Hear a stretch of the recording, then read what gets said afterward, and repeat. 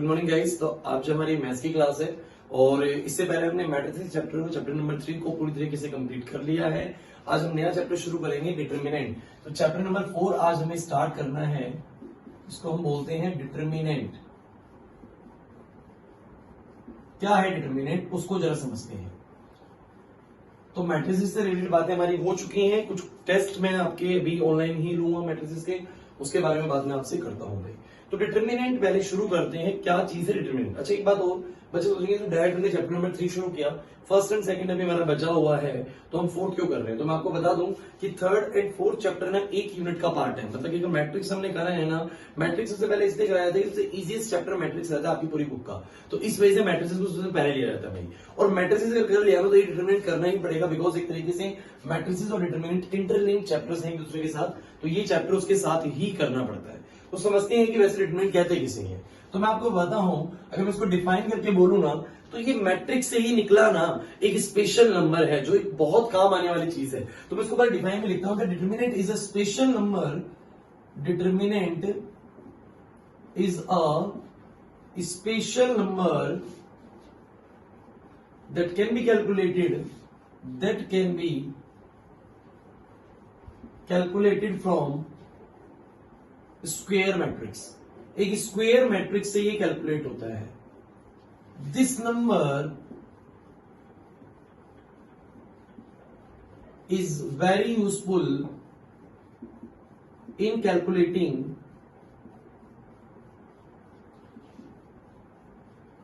Inverse of matrices, areas of triangles, parallelograms,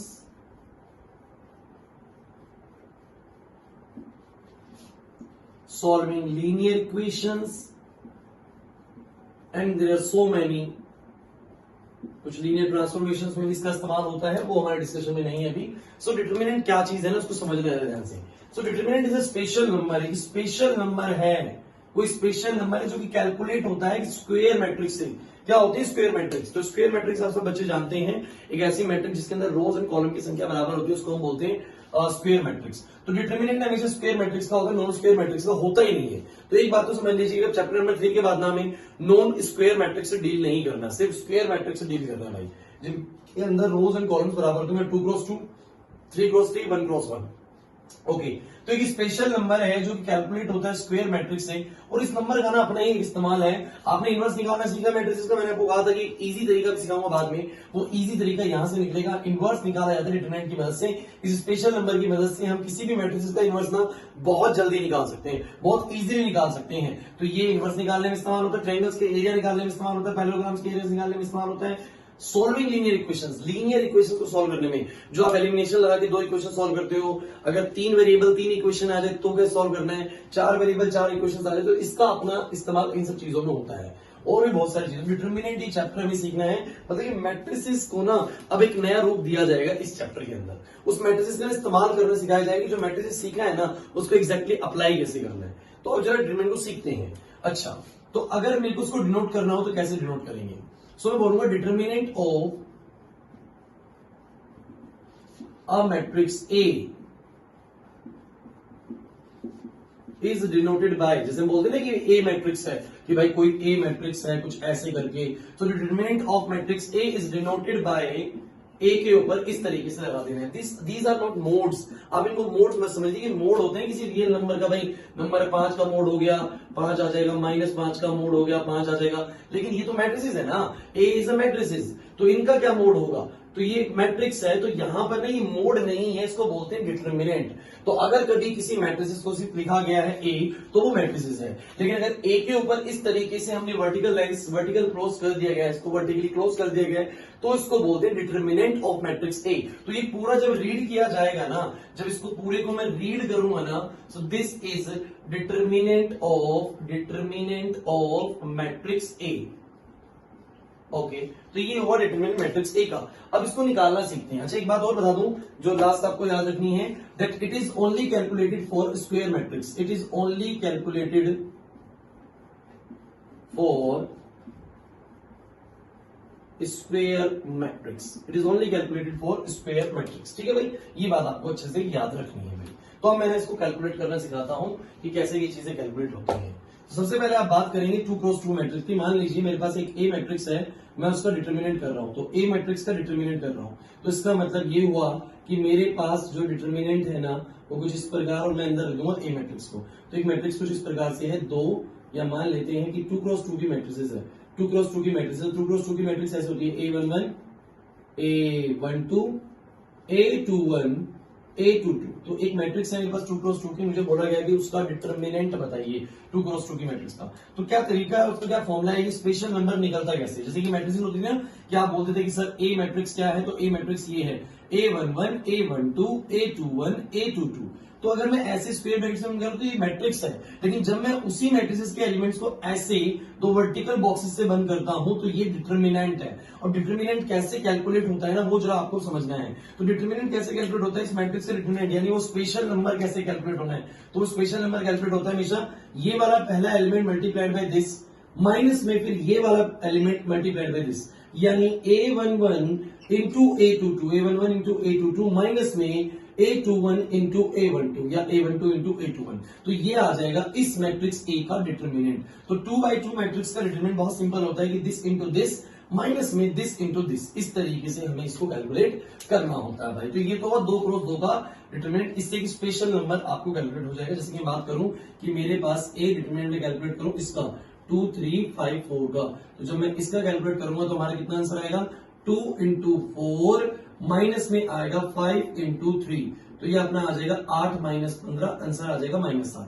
तो इस matrix A का एक मैट्रिक्स है जिसका डिटरमिनेंट आया -7, तो एक स्पेशल नंबर है। और इस नंबर का इस्तेमाल क्या है ना वो हम आगे सीखने वाले हैं। चैप्टर के अंदर इनवर्स निकालना हम सीखेंगे, एरिया ऑफ ट्रायंगल निकालना भी सीखेंगे, पैरेललोग्राम का अपने आप समझ में आ जाएगा, ट्रायंगल का आएगा, सॉल्विंग ऑफ लीनियर इक्वेशंस भी सीखेंगे। तो इस नंबर का अपना क्या इस्तेमाल है ना वो तो अभी आगे सीखना, लेकिन पहले स्पेशल नंबर के बारे में पता तो लगे ना कि भाई डिटरमिनेंट क्या है। तो इसको बोलते हैं डिटरमिनेंट। ये जो स्पेशल नंबर ऐसे करने पे कैलकुलेट होता है ना, एक मैट्रिसेस में ये कैलकुलेशन लगाने पे जो एक स्पेशल नंबर आता है ना, स्पेशल नंबर जो आता है ना इसका आगे चल के इस्तेमाल है, वही हमें सीखना है इस चैप्टर में। तो इस वैल्यू को हम बोलते हैं determinant, that's a special number which can be calculated from this matrix. और कैलकुलेट कैसे करना है वो मैंने आपको बता दिया।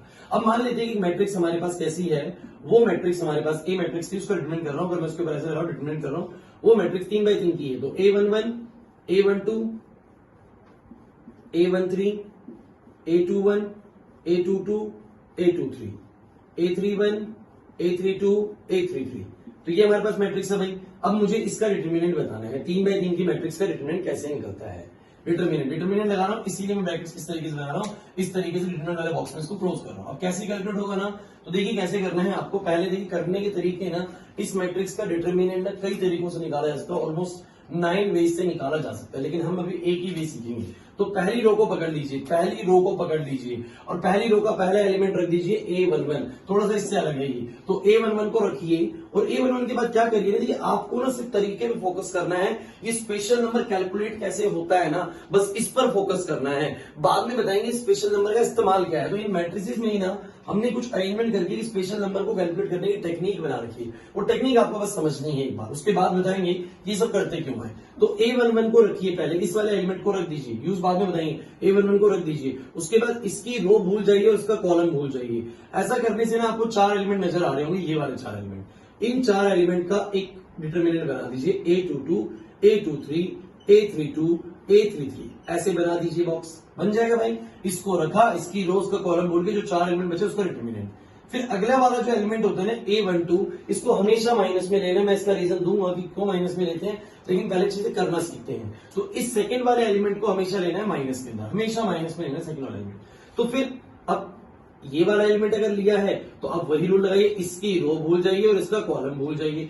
जब आप ऐसा करेंगे कि इसकी इसी वाले एलिमेंट की रो और कॉलम भूल गए तो बचे 4 element A21 A23 A31 A33, इनका डिटरमिनेंट कर दीजिए A21 A23 A31 A33, okay.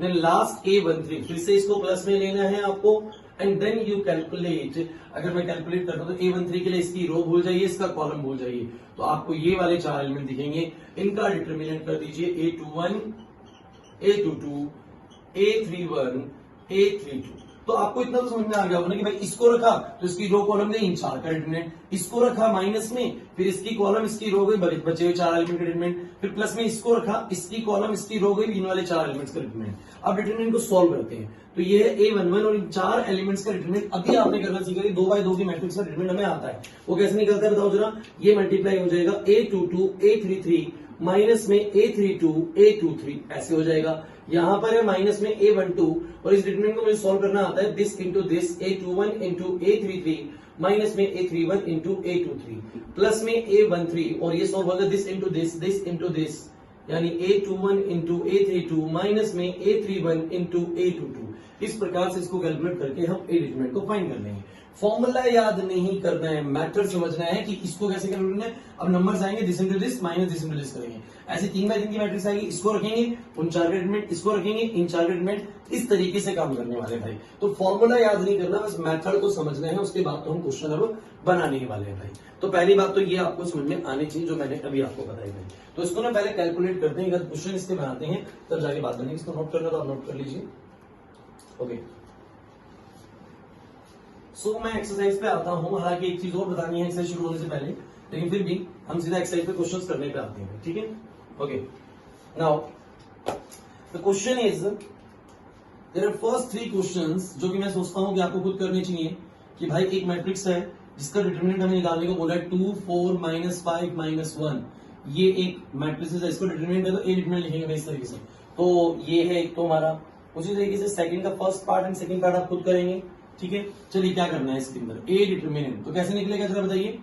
तो ये निकलेगा हमारा 2 इंटू में -1 दिस इंटू दिस, माइनस का साइन लगाएंगे एंड -5 इंटू में 4 this into this minus this into this, तो वही चीज करेंगे। ये तो ये हो गया -2 और माइनस में ये वाली चीज हो रही है -20, तो -2 + 20 दिस विल बी 18, तो ए डिटरमिनेंट आ गया 18। तो फर्स्ट क्वेश्चन मैंने अगर आ दिया है, सेकंड का first part and second part आप खुद करेंगे भाई, ऐसे क्वेश्चंस कराने की जरूरत नहीं है मेरे हिसाब से, आप खुद कर सकते हैं।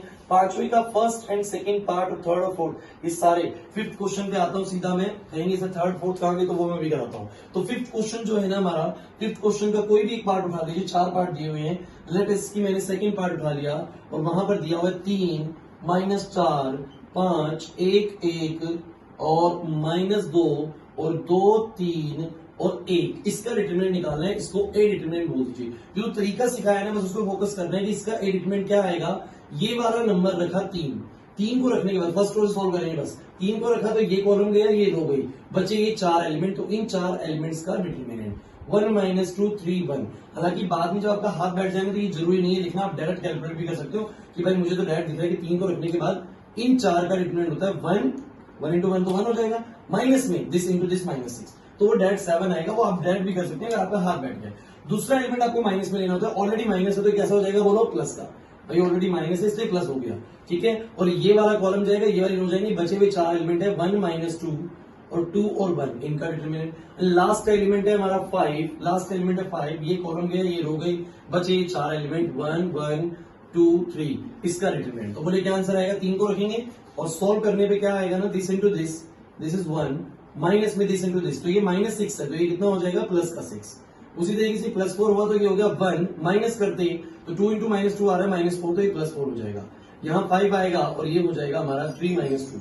Answer will be 3 into 7 plus में ऐड कर देता हूं मैं, 21 हो जाएगा, ये 20 हो जाएगा एंड ये 5 हो जाएगा, सो दिस विल बी 46। तो इसका डिटरमिनेंट है 46। मैं ये कह रहा हूं कि डायरेक्ट भी कर सकते हो, 3 को रखा उसके बाद अगर आपको समझ में आ रहा है कि भाई इतना मेरा हाथ बैठ चुका है कि 3 को रखा और ये गया इन चारों का डिटरमिनेंट समझा रहा है 1 माइनस में -6 तो 7 हो जाएगा, 3 इंटू 7 डायरेक्ट 21 लिख दीजिए, 3 इंटू 7।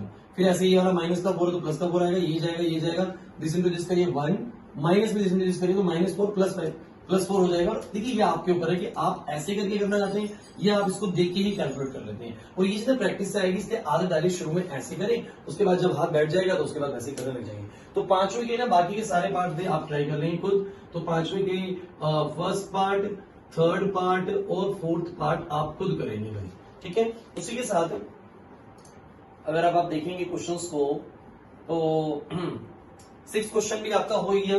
6 क्वेश्चन कुछ भी नहीं है, उसमें बोला गया है कि बस ए मैट्रिक्स हमें दे दी गई है कुछ और बोला गया है फाइंड ए डिटरमिनेंट। तो वो ए डिटरमिनेंट आप निकाल सकते 3x3 की मैट्रिक्स है, बहुत सिंपल है। उसके बाद okay, so now come to the question number 3 and 2। Okay, 3 और 2 में क्या कंसेप्ट है, तो कंसेप्ट को समझते ही पहले क्या कंसेप्ट है। तो एक ना फॉर्मूला है, उसको समझना है आपको। वो फॉर्मूला क्या है ना, देखिए जरा, कभी भी कोई नंबर के नंबर अगर किसी मैट्रिसेस से मल्टीप्लाई होता है, जैसे कि आप जानते हैं कि एनी स्केलर नंबर, ये स्केलर नंबर है, वो स्केलर नंबर अगर किसी मैट्रिसेस से मल्टीप्लाई होता है तो उस मैट्रिसेस का हर एक एलिमेंट उस स्केलर नंबर से मल्टीप्लाई होता है। You all know that if there is a matrix 2 3 4 5, कुछ इस प्रकार से एक मैट्रिक्स है, या मान लेते हैं 2 4 and 7, कुछ इस तरीके से है, ठीक है। वो समझाया, कुछ वैल्यूज के लिए मैंने लिया है, तो ये वैल्यूज को तो मैं ऐसा कर देता हूं 2 3 and 5 and 12। ओके, कुछ इस तरीके की वैल्यूज है हमारी मैट्रिक्स की, कोई भी वैल्यू ले सकते हैं वैसे। तो ए मैट्रिक्स हमारे पास ये है, और मैंने इस मैट्रिक्स को मल्टीप्लाई कर दिया 3 से, तो 3 टाइम्स ऑफ ए मैट्रिक्स कितना आएगा, जरा ध्यान से सोच के बताइए। तो 3 टाइम्स ऑफ ए मैट्रिक्स 3 गुना हो जाएंगे सारे एलिमेंट्स, तो ये हो जाएगा 6, ये हो जाएगा 9, ये हो जाएगा हमारा 15, और ये हो जाएगा हमारा 36। तो जरा बात को ना ध्यान समझना, हमें पता है कि जब भी मैं किसी मैट्रिक्स को के से मल्टीप्लाई करता हूँ किसी स्केलर नंबर से, तो every element of the matrix get multiplied by that k number. तो इसका डिटरमिनेंट, पूरे के का डिटरमिनेंट किसके बराबर होता है, तो ये बराबर होता है के टाइम्स ऑफ के की पावर n और ए का डिटरमिनेंट। अब आप सोचेंगे n क्या है, तो n यहां पर क्या होता है ना, n is the order of square matrix. अब ऑर्डर तो कहेंगे सर क्रॉस करके होता है, तो यहाँ पर ऑर्डर का मतलब इस तरीके से कि अगर 2x2 मैट्रिक्स है ना, देखिए स्क्वायर मैट्रिक्स ही होंगे यहाँ पर सारी की सारी, तो अगर 2x2 मैट्रिक्स है तो n की वैल्यू 2 है, 3x3 मैट्रिक्स है तो n की वैल्यू 3 है, 1x1 मैट्रिक्स में n की वैल्यू 1 है, तो वो हमारा ऑर्डर के तरीके से नंबर यूज होने वाला है। मैं आपको प्रूव करके दिखाता हूँ ये चीज। तो देखिए जरा 3 आया, एक बार 3a मैट्रिक्स का डिटरमिनेंट निकालिए। देखिए 3a मैट्रिक्स का डिटरमिनेंट क्या आएगा, तो 3a मैट्रिक्स का डिटरमिनेंट अगर मैं निकालूंगा ना, तो यहाँ पर आएगा कि 6 9 and 15 36 का डिटरमिनेंट निकालना है। तो 36 को मैं 6 से कर दूंगा तो आ जाएगा हमारा 216, और माइनस में अगर मैं 15 को 9 से कर दूंगा तो हमारा आ जाएगा कुछ 135। अगर मैं इनको सब्ट्रैक्ट करता हूं तो वैल्यू आती है 65 and 16 81 रिजल्ट आ रहा है हमारा, ठीक है। तो 81 हमारा आ गया 3a का डिटरमिनेंट, जो कि के का डिटरमिनेंट है, मतलब एलएचएस इस तरीके से। अब मैं एक और चीज कैलकुलेट करके दिखाता हूँ, k की पावर n इंटू ए डिटरमिनेंट, यानी मैं कैलकुलेट करके दिखाता हूँ 3 की पावर, देखिए k हो गया हमारा यहाँ पर 3 से मल्टीप्लाई हो रहा है, तो k की वैल्यू 3 की पावर कितना, जितने की ऑर्डर है हमारी मैट्रिक्स की, तो मैट्रिक्स का ऑर्डर है 2x2, तो 3 की पावर 2 इंटू में a का डिटरमिनेंट एक बार कैलकुलेट करके देखते हैं। तो 3 की पावर 2 कितना होगा जरा बताइए, 9, 3 की पावर 2 हो जाएगा 9, और इंटू में a डिटरमिनेंट, तो a डिटरमिनेंट मैं यहां से कैलकुलेट कर सकता हूं, तो वो कितना आएगा 2 3 5 12, तो ये हो जाएगा हमारा 24 माइनस 15, दिस विल बी 9, तो 9 इंटू 9 आंसर इज अगेन 81। तो आप जरा ध्यान से देखिए 3a का डिटरमिनेंट और 3 की पावर 2a डिटरमिनेंट दोनों बराबर आ रहे हैं, मतलब 3a का डिटरमिनेंट इज इक्वल टू आ रहा है 3 की पावर 2 इंटू में a डिटरमिनेंट। इस फॉर्मूले में जरा देख लीजिए मैंने क्या समझाया आपको, कि k times of a determinant, k times of a matrix, उसका पूरे का डिटरमिनेंट बराबर होगा k की power of n a determinant के बराबर। तो ये एक आइडेंटिटी है, अगर ये 3x3 की मैट्रिक्स होती ना, तो k a का डिटरमिनेंट बराबर हो, k कोई भी नंबर हो सकता है, तो k की पावर 3 हो जाता और a डिटरमिनेंट होता, कुछ इस तरीके से लगता। तो ये एक आइडेंटिटी है, ये फॉर्मूला है जो इसमें काम करता है भाई, ठीक है ना। तो अगर a मैट्रिक्स ये है तो 3a मैट्रिक्स ये होगी, 3a मैट्रिक्स का डिटरमिनेंट ये होगा 81, और 3 की पावर 2 जैसे मैं उसमें फॉर्मूले में देख रहा हूं तो वो भी 81 ही आ रहा है। इस चीज को समझाया गया है आपको कि ये फॉर्मूला ना वैलिड है, ये फॉर्मूला बस आपको याद रखना है, ये फॉर्मूला याद रखना है। इसके बाद इसके क्वेश्चंस कैसे करने हैं वो मैं आपको भी समझाता हूँ, ठीक है। तो देखिए जरा क्वेश्चंस कैसे हैं। क्वेश्चन नंबर इस एक्सरसाइज से आपको दिया गया तीसरा, आपको बोला गया है कि एक ए मैट्रिक्स है 1 2 4 2, और बोल रहे हैं शो करिए, शो दैट 2a का डिटरमिनेंट बराबर आएगा 4 टाइम्स ऑफ a डिटरमिनेंट के। अब आप मुझे बताइए बराबर आएगा कि नहीं आएगा, क्योंकि जो 2a का डिटरमिनेंट एक्चुअली में होगा ना, वो किसके बराबर होगा, k a का डिटरमिनेंट किसके बराबर होगा, तो 2 की पावर k की पावर यानी 2 की पावर n क्या होता है, ऑर्डर ऑफ द मैट्रिक्स यानी 2, और a डिटरमिनेंट तो होगा भाई बराबर, ये तो फॉर्मूला है, तो बराबर होगा। लेकिन वो शो करिए, तो शो करने के लिए मैं एक बार एलएचएस निकाल दूं, एक बार आरएचएस निकाल दूंगा। तो एलएचएस निकालने के लिए मुझे पहले 2a निकालना पड़ेगा, तो 2a मैट्रिक्स पहले बताओ क्या होगा, तो 2a मैट्रिक्स हो जाएगा 2 4 8 एंड ये हो जाएगा 4।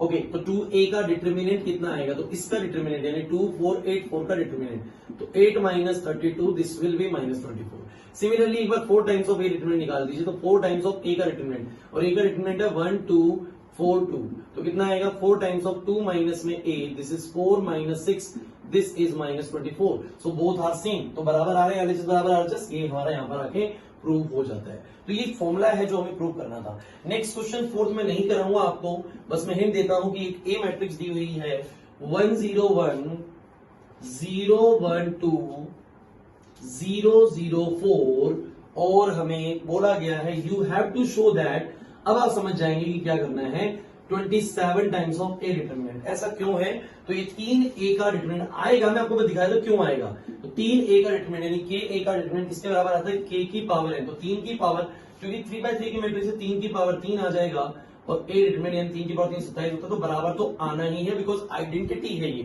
लेकिन आप फिर भी एक बार क्या करिए, इस मैट्रिक्स को 3 से मल्टीप्लाई करके 3a मैट्रिक्स बनाइए, फिर 3a मैट्रिक्स का क्या निकाल दीजिए, डिटरमिनेंट, जिससे आपका LHS आ जाएगा। RHS निकालने के लिए पहले ए का डिटरमिनेंट करिए और उसको 27 से मल्टीप्लाई करिए, और देखिए आपका LHS और RHS बराबर आ रहा है या नहीं आ रहा। बहुत सिंपल सी चीज है, इसमें 3a कैलकुलेट करके डिटरमिनेंट निकालना है, उसमें ए डिटरमिनेंट निकाल के उसको बस 27 से मल्टीप्लाई करना है, और फिर देखना है आपको बराबर आ रहे हैं या नहीं। तो इस प्रकार आपका दूसरा, तीसरा, चौथा क्वेश्चन भी हो जाएगा। पांचवा मैं आपको करा चुका हूँ, छठा मैं आपको करा चुका हूँ, और सातवें का बस मैं एक पार्ट आपको करा देता हूँ, उसी के साथ हमारी ये एक्सरसाइज हो जाएगी समाप्त। तो सातवें का बस एक पार्ट मैं आपको कराता हूं। सातवें में बोला गया है find the value of x, find x, और बोला गया है जो उसका फर्स्ट पार्ट है वो है 2 4 5 1, और दूसरा वाला जो है वो दिया हुआ है हमें 2x 4 एंड 6x, और बोल रहा है एक्स की एलिमेंट है, इसका डिटरमिनेंट उसके डिटरमिनेंट के बराबर है, तो इसका स्पेशल नंबर जो आएगा उसके स्पेशल नंबर के बराबर एक तरीके से, तो इसका डिटरमिनेंट क्या सॉल्व होगा, तो 2 into 1 आ जाएगा 2, माइनस में 5 into 4 आ जाएगा 20, बराबर में यहां आ जाएगा 2x into x आ जाएगा 2x स्क्वायर, और माइनस में 6 into 4 आ जाएगा 24, ये आपकी जो वैल्यू हो जाएगी ये हो जाएगी -18, बराबर में 2x square minus 24, this will be 2x square, 24 इधर आएगा 6 हो जाएगा, x स्क्वायर बराबर में 3 हो जाएगा, और x की वैल्यू आपकी हो जाएगी +-√3, तो दो वैल्यूज आने वाले हैं +√3 एंड -√3 इस क्वेश्चन के हिसाब से भी, ठीक है ना। तो इसको आप देख लेंगे, और इसी प्रकार से 7 का सेकंड पार्ट भी कर लेंगे, और 8 पार्ट भी आप खुद ही करेंगे, 8 क्वेश्चन भी आप खुद ही करेंगे।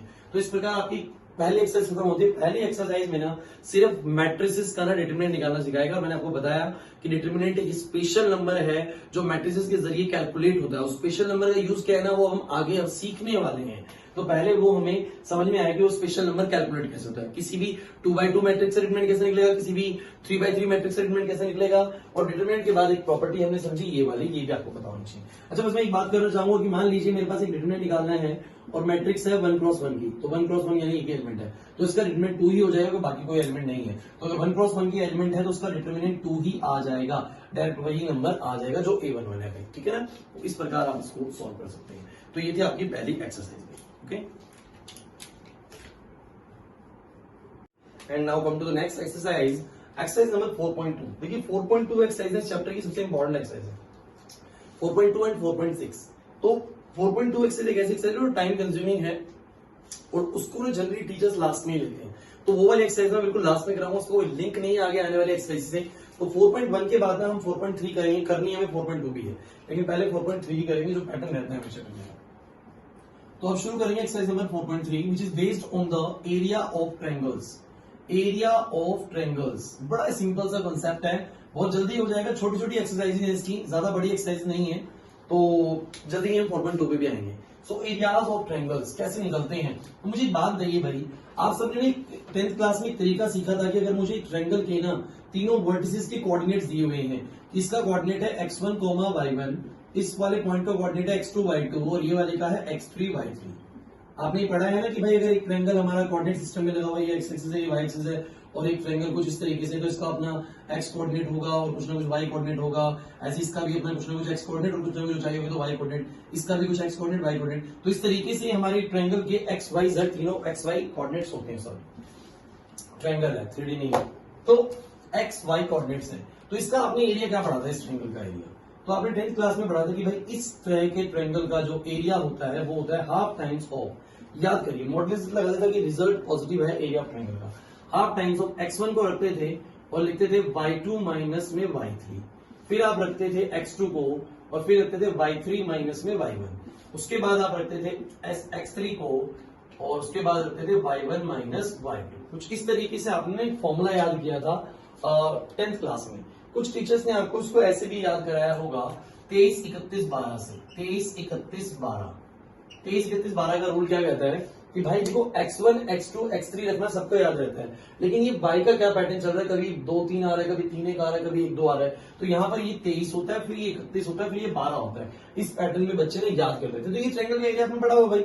अब करना क्या है ना, यही एरिया निकालना है ट्रायंगल का। बहुत सिंपल सा क्वेश्चन आने वाला है भाई, 3 कोऑर्डिनेट देने वाला है वो एक ट्रायंगल के, और कहेगा एरिया निकाल लो। तो आप तो लगा दोगे ये वाला फॉर्मूला 10th वाला, लेकिन आपके 12th क्लास में इसका फायदा क्या हुआ? तो 12th क्लास में आपने इस एरिया ऑफ ट्रायंगल को निकालने का ना एक नया तरीका सीखा है। वो नया तरीका है डिटरमिनेंट। तो मैंने कहा ना डिटरमिनेंट की अपनी भी एप्लीकेशंस आने वाली हैं। तो ये डिटरमिनेंट की पहली एप्लीकेशन होगी आपके लिए कि डिटरमिनेंट के जरिए किसी ट्रायंगल का एरिया निकाला जा सकता है। कैसे निकलेगा ना, तो वो समझना है आपको।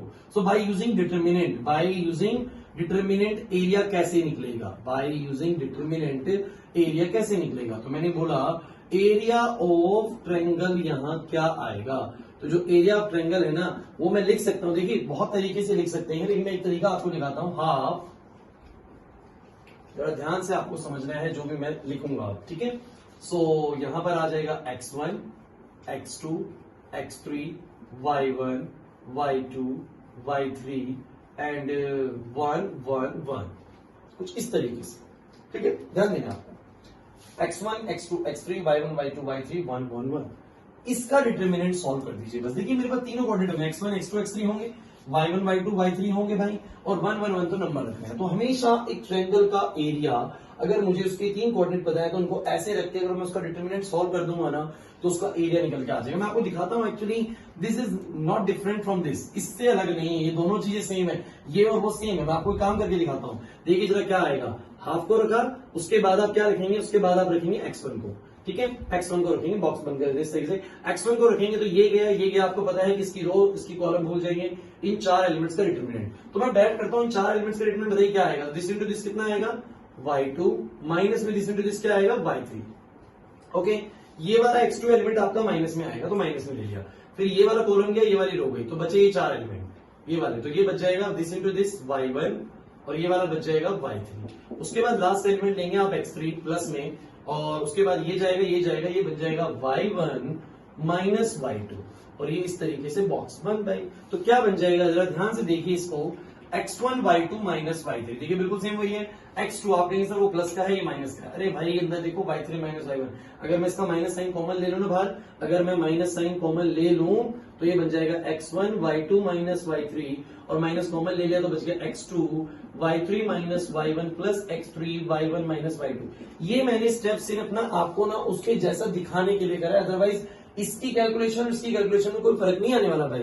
समझ पा रहे मैं क्या कह रहा हूं कि भाई अगर ये 5 हुआ और ये वाली चीज हमारी 7 आ रही है तो ये 35 हो जाएगी। इधर बस ये 5 की जगह पे -5 होगा, और अंदर वाला y3 minus y1 minus y3 तो ये भी -7 होगा, रिजल्ट में भी 35 आएगा। तो सॉल्व चाहे इससे कर लो चाहे इससे कर लो, बात सेम ही है, बस उसके जैसा दिखाने के लिए मैंने ये काम करा। तो आप इससे भी वही काम कर रहे हो जो पहले सीखा था, बस अब यूज करेंगे डिटरमिनेंट का तरीका, यूज करेंगे डिटरमिनेंट का, बस इतना सा फर्क है। तो अब जो हमें निकालने होंगे एरियाज वो इस मेथड से निकालने होंगे, ये भी यूज कर सकते हैं, और जो मैं दूसरा लिख रहा हूं वो भी आप यूज। ओके, तो दूसरा तरीका क्या है ना, we can write it as area of triangle. एक और तरीके से इसको लिखा जा सकता है, शायद आपको इजी लगे। 1 1 1, पहले वाले लाइन में 1 1 ले लिया, और दूसरे वाले लाइन में x1 x2 x3 y1 y2 y3। You can either use this or you can use this। आपको जो इच्छा हो उस तरीके से आप कर सकते हैं। अगर आप उससे कैलकुलेट करना चाहते हैं तो वो मेथड ठीक है, जैसा आपने सीखा हुआ है तो उससे कैलकुलेट कर लीजिए, ठीक है। तो अब क्वेश्चंस पे आते हैं भाई, क्वेश्चंस करना स्टार्ट करते हैं। So starting from the question number 1, जो आपको 4.3 के क्वेश्चन नंबर 1 दिया हुआ है, उसके 3 पार्ट हैं। मैं आपको कोई भी एक पार्ट करा देता हूँ। तो फर्स्ट क्वेश्चन का मैं सेकंड पार्ट आपको लेता हूँ। उसके अंदर दिए हुए हैं 3 वर्सेस 2 7 1 1 एंड 10,8। तो मुझे बताइएगा जरा ध्यान से देख के कि भाई ये हो गए ट्रायंगल के versus x1 y1 x2 y2 x3 y3। तो जो एरिया ऑफ ट्रायंगल आएगा वो क्या आएगा, तो जो एरिया ऑफ ट्रायंगल हमारा आने वाला है वो आएगा हाफ टाइम्स ऑफ। तो अगर वो वाला ही आप यूज करना चाहते हैं, ये वाला यूज करना चाहते हैं, तो 1 1 1, उसके बाद यहां पर आ जाएगा हमारा 2 रखा, उसके बाद 1 को रखा, उसके बाद 10 को रखा, फिर 7 रखा और फिर 1 रखा और 8 रखा, x1 x2 x3 y1 y2 y3. You can solve this, so we can find as कि भाई हमारे यहाँ पर जो आंसर आएगा वो कितना आएगा, 1 को रखा, ये गया, इसका डिटरमिनेंट आएगा तो ये हो जाएगा 8 माइनस 10, फिर -1 रखेंगे, इस वाले को -1 रखना है, ये गया, दिस विल बी 16 माइनस में 7 इंटू 10 70 हो जाएगा, प्लस में लास्ट वाला 1 रखेंगे तो ये वाला ही जाएगा यहाँ से और 2 माइनस में 7 हो जाएगा भाई, ठीक है ना। एक बात मैं आपसे और कहना चाहूंगा कि अगर आपके कभी भी एरिया का आंसर नेगेटिव में आ रहा है तो आप इसको मोड लगा के पॉजिटिव कर सकते हैं, बिकॉज एरिया पॉजिटिव ही होता है, तो चाहे तो ना आप इसके ऊपर मॉडलेस लगा सकते हैं। देखिए this is not determinant, determinant ऊपर वाला था, मैं ये कह रहा हूं कि क्योंकि एरिया ऑफ ट्रायंगल ना नेगेटिव नहीं हो सकता, इसलिए उसके ऊपर मोड ट्रीट किया जा सकता है। ऊपर तो डिटर्मिनेंट है बट ये मोड है जो मैं नीचे लगा रहा हूं। इस मोड का सिग्निफिकेंस है कि अगर टोटलिंग में नेगेटिव वैल्यू बन रही होगी ना तो हम उसको पॉजिटिव कर देंगे, because area of triangle can not be negative. Okay, तो क्या आएगा बताओ जरा, हाफ, और ये पूरा कैलकुलेट करने में क्या बनेगा जरा बताइए, ये बनेगा हमारा -2, this is not determinant by clear रखना, ये डिटर्मिनेंट था, ये मॉडुलस है नीचे, तो -2 ये हो जाएगा हमारा यहां से -54 और माइनस से मल्टीप्लाई होने पे हो जाएगा +54 और ये हो जाएगा -5, तो हमारा जो आंसर बनेगा वो बनेगा 54 माइनस में 7 हो जाएगा हमारा 47, this will be 47/2 square units, तो ये आ जाएगा एरिया ऑफ ट्रायंगल भाई। आप चाहे ऐसे कैलकुलेट कर लीजिए, आंसर आपका सिमिलर आना है 47/2, तो ये हो गया आपका एरिया ऑफ ट्रायंगल निकालने का पहला तरीका, पहला क्वेश्चन है, ठीक है।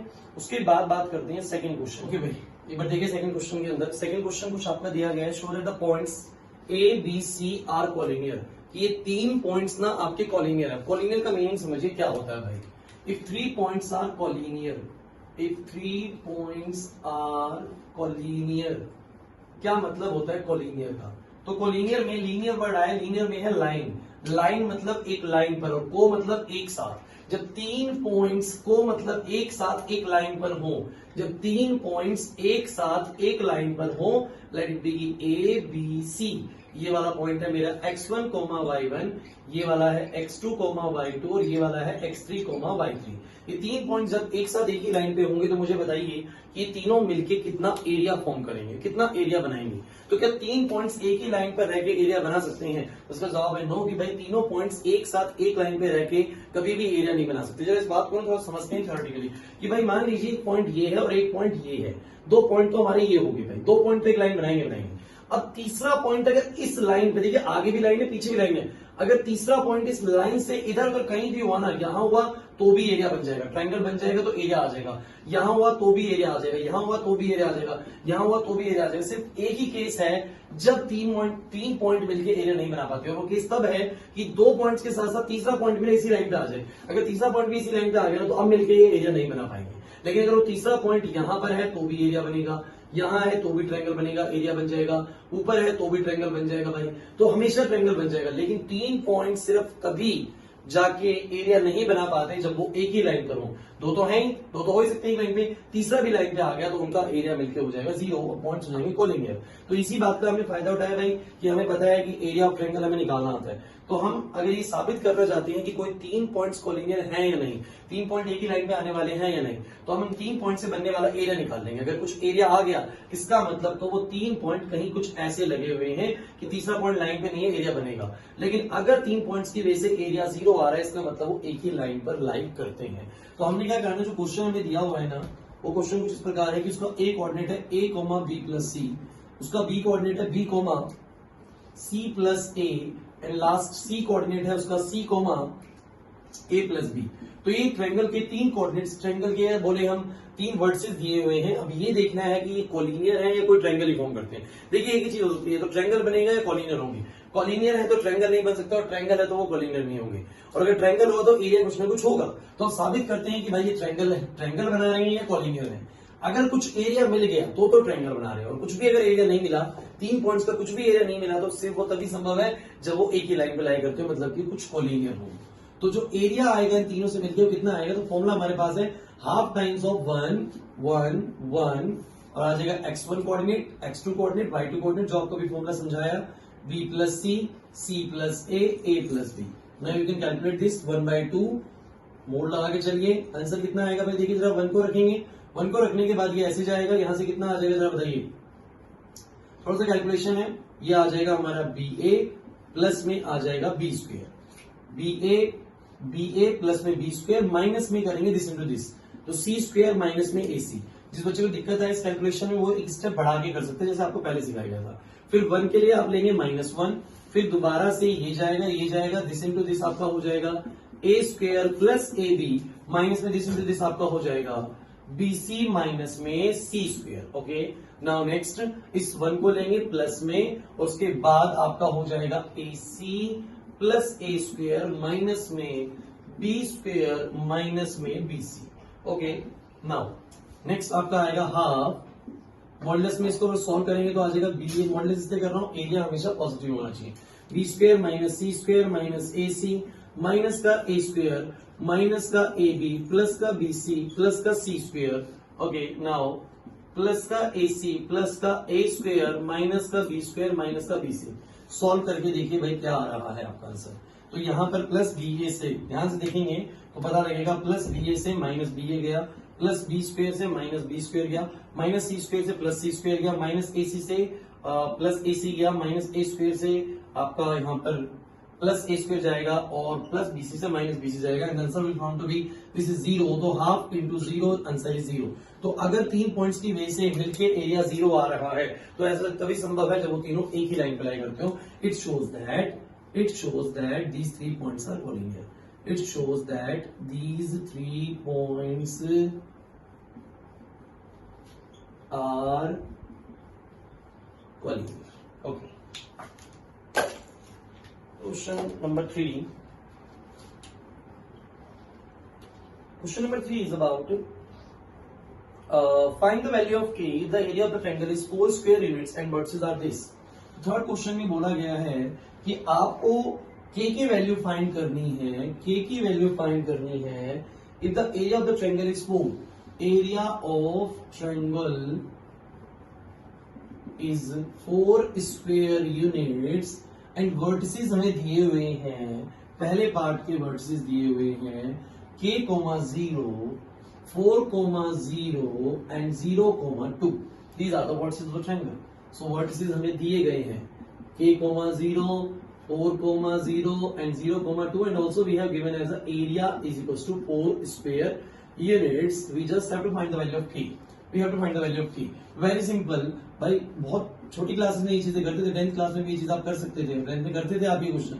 तो एरिया ऑफ ट्रायंगल आ रहा है 1, 1, 1 k 4 0 0 0 2 and now sorry this will be half again, half में लगाना पड़ेगा जरूर, ठीक है, हाफ तो रखना ही है।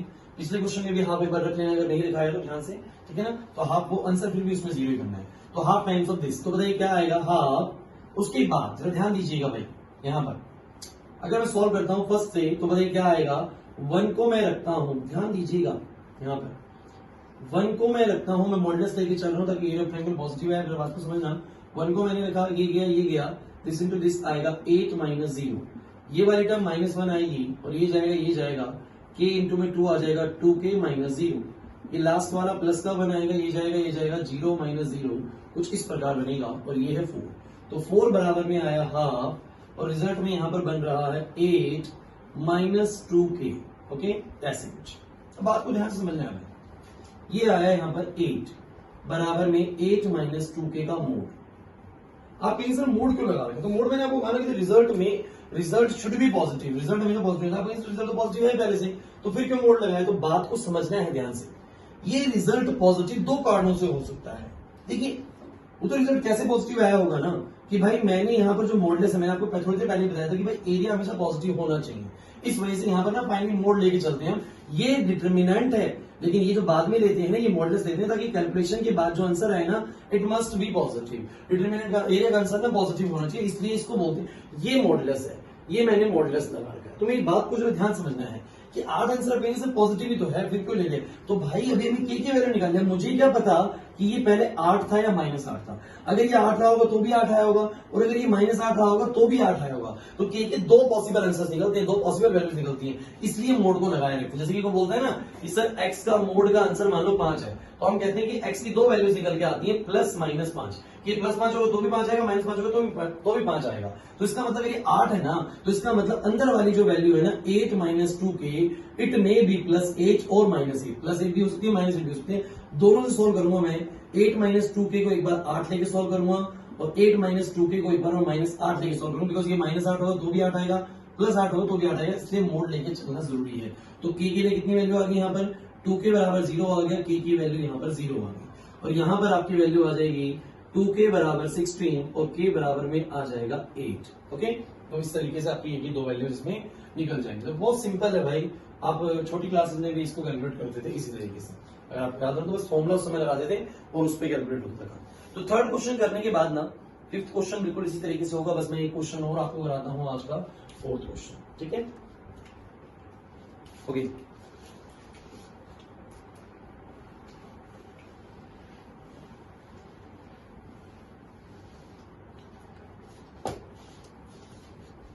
now come to the next question, question number 4. Okay, find the equation of the line joining this and this using determinant। दो पॉइंट है हमारे, एक पॉइंट है 1,2, एक पॉइंट है 3,6, 1,2 एंड 3,6 यूजिंग डिटर्मिनेंट। डिटर्मिनेंट का यूज करके इसकी इक्वेशन बतानी है। वैसे आप बताइए कि इसकी इक्वेशन तो आपने ना 11th क्लास में निकालना सीखा था स्ट्रेट लाइन चैप्टर में, कि अगर दो पॉइंट दिए हो ना तो उनकी इक्वेशन निकलती है इस फॉर्मूले से, y माइनस y1 स्लोप बनता है y2 माइनस y1 अपॉन में x2 माइनस x1, याद करिए, और x माइनस में x1। तो इसकी इक्वेशन आप निकाल लीजिए। इसकी इक्वेशन कैसे निकालते थे, तो y माइनस y1, y1 है हमारा 2, y2 माइनस y1 आपका कितना आएगा 6 माइनस 2, x2 माइनस x1 आपका आएगा 3 माइनस 1 और x माइनस में x1 आपका ये हो जाएगा। तो आंसर आएगा y minus 2, this will be 4/2 that is 2 and x minus 1। ये आपका आंसर आ जाएगा y माइनस 2, 2x माइनस 2 और आपकी वैल्यू बन जाएगी 2x minus y is equal to 0। कुछ इक्वेशन इस तरीके से आ जाएगी। तो ये तो काम आपने 11th क्लास में सीखा था। फिर से अब ये काम जो आपने करा था ना उसको डिटरमिनेंट का यूज करके करना है भाई। तो दो पॉइंट से इक्वेशन कैसे निकालती है वो हमें निकालने आती है। अब हम इसको डिटरमिनेंट का यूज करके कैसे निकालेंगे, तो बताइए ये पॉइंट 1,2 है, ये पॉइंट 3x है। इक्वेशंस का मतलब क्या होता है, ये इक्वेशंस है भाई कि भाई इक्वेशन बोलते हैं कि x plus Y is equal to 4, कि इस लाइन पे आने वाले सभी पॉइंट्स का x कोऑर्डिनेट और y कोऑर्डिनेट का सम 4 है। ये होती है इक्वेशंस। तो ये कैसे निकलेगी ना, तो इस लाइन पे आने वाले किसी भी पॉइंट को मुझे डिटरमिनेंट का यूज करने के लिए ना कम से कम 3 पॉइंट चाहिए, कम से कम 3 पॉइंट चाहिए अगर मुझे एरिया वाला कॉन्सेप्ट भी लगाना है। तो मैं एक पॉइंट को रेंडमली इसके ऊपर क्या राइट कर देता हूँ x, y, बिकॉज इक्वेशन तो x और y की टर्म से बनती है ना भाई, कि इस लाइन पे आने वाले सारे पॉइंट x, y होते। तो एक पॉइंट मैंने लेट कर लिया x, y। और जरा मुझे बताइएगा अब मैं इसके अकॉर्डिंग, अगर ध्यान से देखिए क्योंकि एक लाइन है, उसे बोला है कि एक लाइन है, तो जो इसका एरिया होगा वो क्या होगा बताइए जरा, 0। तो जो एरिया होगा इस 3 पॉइंट्स का मिला के वो क्या बनेगा वैसे बताइए, बोलेंगे 1, 1, 1 और बनेगा 1x और 3 और 2y और 6। कुछ ऐसी बनेगा। अगर मैं पॉइंट ले लेता x, y अपनी मर्जी से, आप x, k भी ले सकते हैं, कोई भी नंबर ले सकते हैं। मैंने x, y लिया क्योंकि जनरली हम इक्वेशंस को x और y की टर्म से बनाते हैं। ये भी कोई पॉइंट x और y है। तो इन तीनों के बीच जो एरिया होगा, क्योंकि लाइन है तो तीनों पॉइंट्स का एरिया कितना होगा 0। तो ये चीज तो होगी 0। अब इसको कैलकुलेट करते हैं मोड में बंद करके। तो 1 को रखा, ये गया हमारा आ जाएगा 6x माइनस 3y, ये हो जाएगा माइनस का 1, ये गया, ये आ जाएगा 6 माइनस 6 और लास्ट वाला आएगा प्लस 1, ये जाएगा, ये आ जाएगा y माइनस 2x और मोड क्लोज कर देंगे भाई। 0 बराबर में यहाँ पर मॉडल्स में कितना आएगा 6x माइनस 3y, 6 माइनस 6 0 हो जाएगा, तो ये 0 हो जाएगा पूरा, वो आ जाएगा प्लस का y माइनस 2x का मोड। तो ये हो जाएगा 6x माइनस 2x आपका हो जाएगा 4x और ये हो जाएगा माइनस का 2y का मोड इज इक्वल टू 0। अब मोड खोलता है तो दो वैल्यूज आएंगे यहाँ पर, प्लस की और माइनस की। भाई ये प्लस 0 रहा होगा, माइनस 0, लेकिन आप जानते हैं प्लस 0 या माइनस 0 दोनों सेम चीज है, क्योंकि 0 है। तो यहाँ पर आ जाएगा 4x minus 2y is equal two plus minus 0, यानी एक ही बात है। तो 4x minus 2y is equal to 0, यानी 4x is equal to 2y, या फिर 2 कॉमन ले लीजिए सीधा सीधा और बन जाएगा 2x minus y is equal to 0। तो इक्वेशन तो वही बनी है भाई, इस पूरी लाइन पे आने वाले जो पॉइंट्स हैं उनका 2x माइनस y 0 है। देख लीजिए 2 टाइम्स ऑफ 1 करें x की वैल्यू 1 रखिए और y की वैल्यू 2 रखिए, सेटिस्फाई हो रहा है। x की वैल्यू को 3 रखिए, 6 हो रहा है, y की वैल्यू को 6 रखिए, 6 माइनस 6 0 हो रहा है। तो बहुत सिंपल है, इस तरीके से कैलकुलेट ये चीज हो रही है। तो इक्वेशन बनाने के लिए 2 पॉइंट्स के जरिए उन 2 पॉइंट्स के बीच में या आगे पीछे कहीं पे भी पॉइंट रख दीजिए x y, और इस तरीके से आप इसकी इक्वेशन को बना सकते हैं। ठीक है ना। तो यहां पर आके आपकी एक्सरसाइज खत्म होती है। ठीक है, बाकी एक्सरसाइज नेक्स्ट क्लास में स्टार्ट करेंगे। ठीक है, ओके।